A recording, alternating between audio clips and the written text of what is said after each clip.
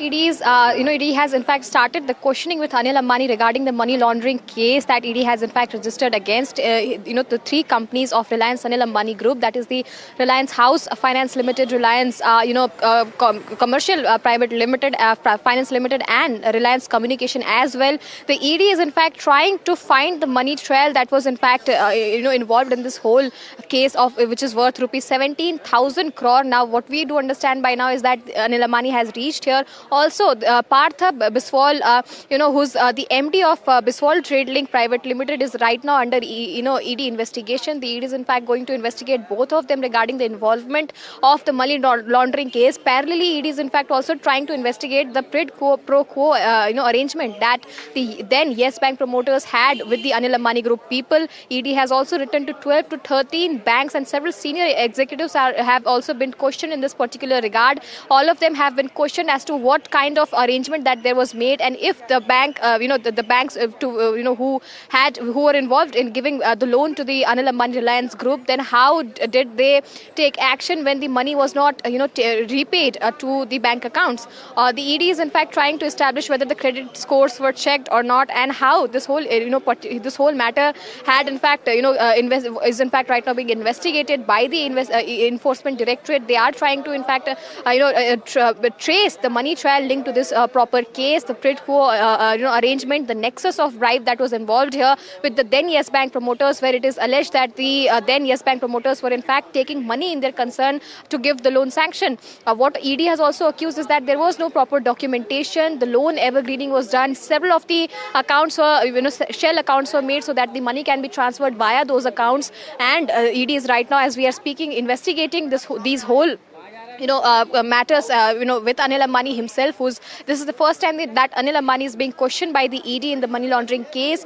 What the ED is trying to establish here is, how these money were in fact circulated back to the flagship companies of Anil Ambani Group, and not just that, ED is also trying to ensure as to where all these money were in fact diverted back to.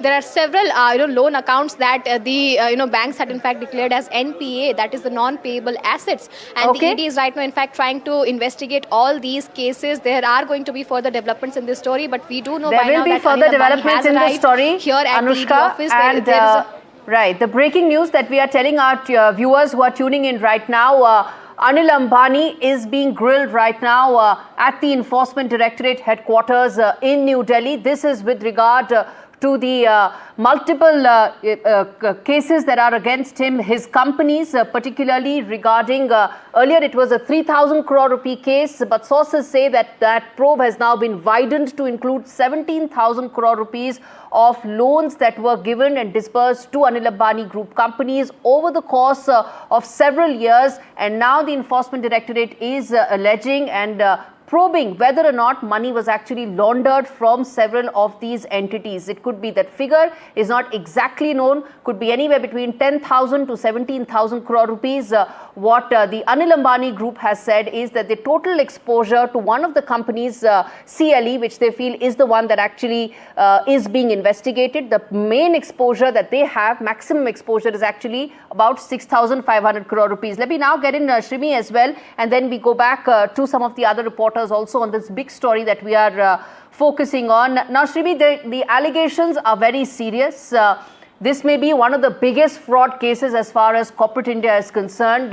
One has spoken enough about the fall of Anil Ambani himself in the last several years. But walk our viewers through the significance of this investigation leading to the questioning today, and more importantly, what happens from here on, because this is a very important moment in terms of the questioning that is taking place right now. But what happens going forward is also going to be extremely significant. Walk our viewers through that.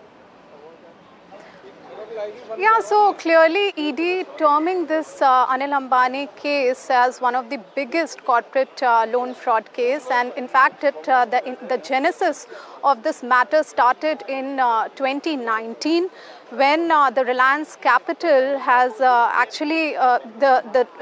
auditor of Reliance Capital has raised issue about suspicious transaction, and that led to the exit of PwC, the auditor at that point of time.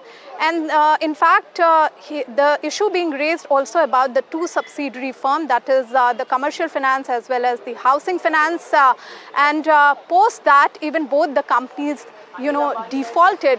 Later in that year as well, Reliance Capital also defaulted, and at that point it became crucial because both two big financial companies, ILFS and DHFL, were on the verge of collapse. Now, no bankers at that point of time was ready to help any of the corporate needing money, and at the same time the Reliance Communication also facing 40,000 crore of dues, and the things getting worse from there because post that there was a lot of allegations started emerging.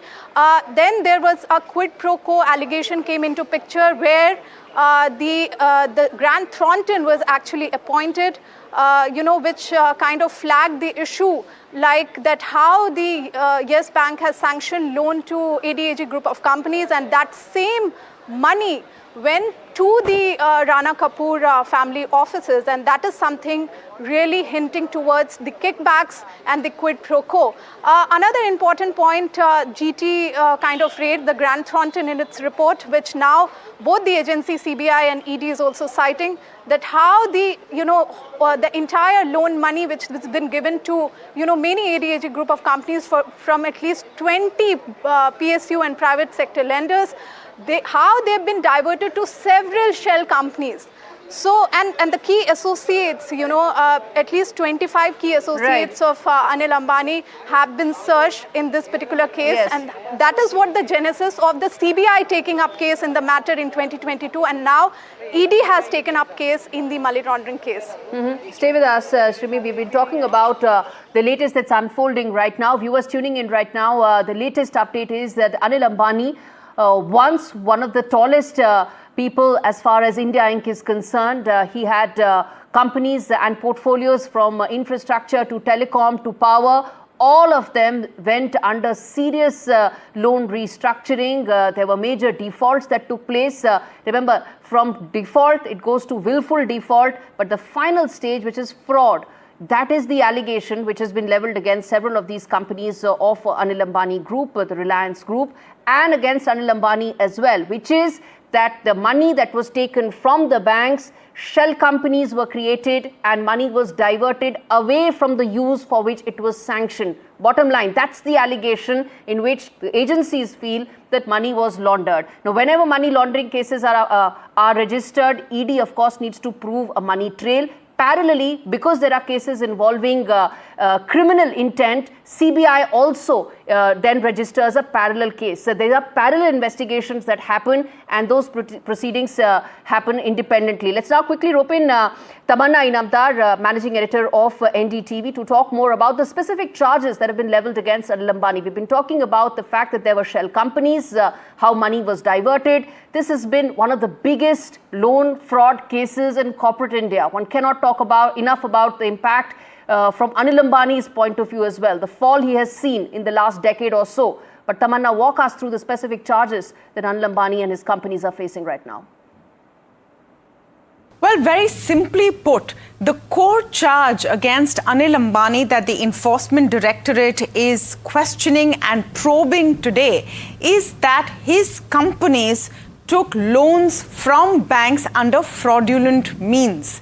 And at the end of the day, it was depositors who had to pay the price. Now, to be clear, these loans are largely written off, but the means of taking these loans and was there corruption involved is what is being looked at. So one of the cases, for example, in the Yes Bank case, what the ED is investigating is the alleged diversion of about 3,000 crore rupees in loans from Yes Bank between 2017 and 2019.